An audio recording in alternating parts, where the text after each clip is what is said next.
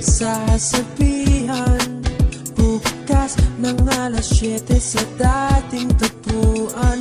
Buo ang araw ko, marinig ko lang ang mga himig mo. Hindi ko man alam kung nasan ka, wala man tayong komunikasyon.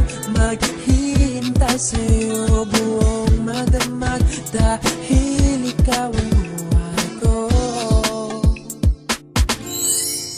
Kung inaakala mo ang pag-ibig ko'y magbabago, itaga mo sa bato.